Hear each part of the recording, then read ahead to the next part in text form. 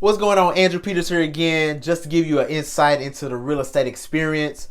So I know as of now, you've already gotten pre-approved. You talked to the lender, you got your letter, you ready to go. So now what we're gonna do is we're gonna check out some houses. So what you need to do is you have to sit down, exactly think about what are you looking for in a house. Like what area do you want to buy in?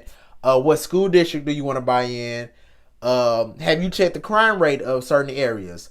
You want to check out all of these things. Like, what do you really want in a house? How do you have to have 2 bathrooms, 3 bathrooms? How many bathrooms do you need? Does the basement have to be finished?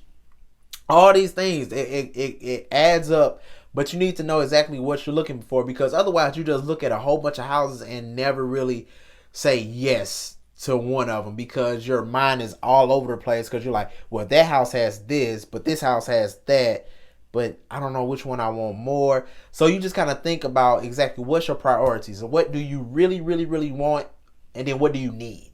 So some of the necessities would be like, hey, I have to have at least 2 bathrooms because I have kids. I need at least 2 bathrooms, which is understandable.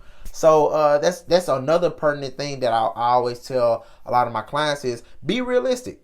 Don't think that you can buy a house with 1 bathroom and that you have, quite, you have 3 kids, 2 kids. It don't really matter, even if you just have 1 kid.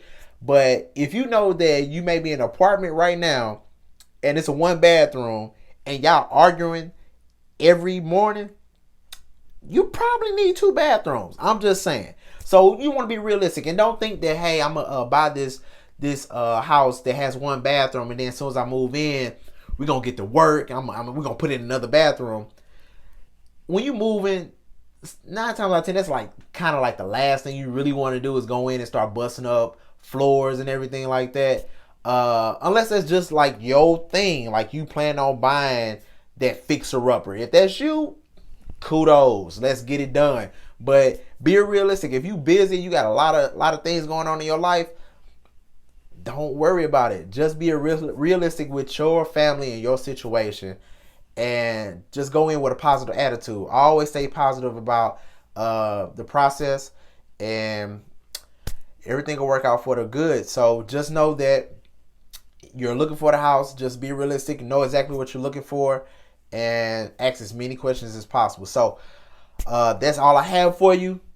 Always reach out to me if you have any questions. You can go to www.stlhomeownership.com. I have a ton of links that'll kind of guide you along the great real estate experience, from the guide to the lender to credit help, the whole nine. Like everything you need, you can go to that link and it'll help you out. So talk to you later.